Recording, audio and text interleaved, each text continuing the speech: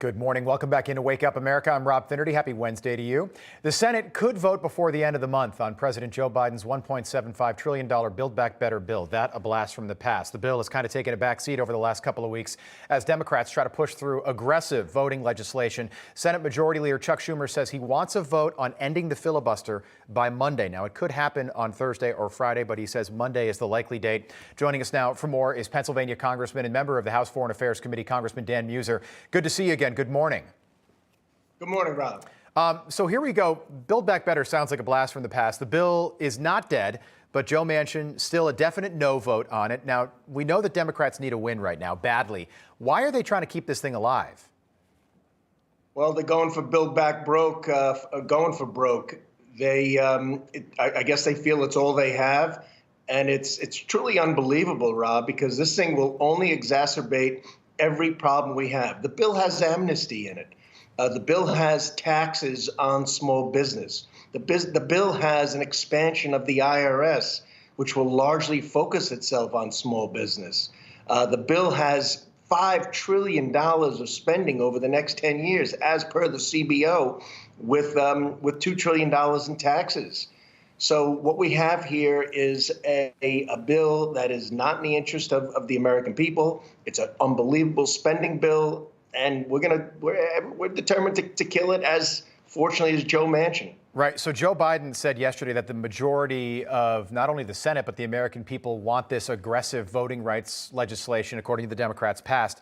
That's just wrong, flatly. There are 51 United States senators that are against this, if you include Joe Manchin, 52 if Kirsten Sinema joins that group, and 49 or maybe 48 that are for it. Chuck Schumer wants a vote on ending the filibuster by Monday. That would be a loss on Build Back Better. He's going to lose the filibuster vote unless Joe Manchin suddenly changes his mind. Why are they trying to push this? Yeah, I got to tell you, Rob. I mean, just think of the results of this Build Back Broke plan as well, right? Right now, we're going to have 7% inflation. Will be the number coming out. We'll get that number today, that's by the way. Highest. Pardon me? We'll get that number today. Correct. Right. And that's the highest since 1982. Businesses are already suffering. There's work shortages. This bill adds to that. 4 weeks of unchecked leave time, extending the child tax credit, which, you know what? All right, let's extend the child tax credit, but let's have work requirements along with it. Nothing's being done smart here. It's just huge spending at the expense of working Americans. And as you just stated, you know, this president doesn't let the truth get in the way of an entertaining story. Right. They're talking about filibusters. They're talking about blowing a hole in Senate procedure. They're talking about wild spending, and they're talking about federalizing our state-run elections. I mean, you know. Congressman, how troubling is it that they want to put an end to the filibuster? Something that Democrats used over 300 times in 2020. Republicans used it only once. At issue, they say they want to give. I think the big lie, I think the new big lie is really that Democrats are claiming that Republicans are trying to restrict voting access, which couldn't be further from the truth. You're correct.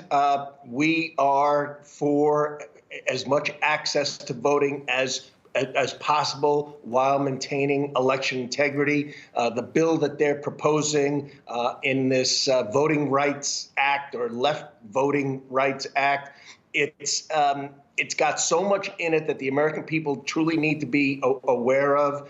It pays for campaigns. Chuck Schumer, for instance, Rob, would get $40 million towards his campaign, as well as others, if this bill were to pass. Right.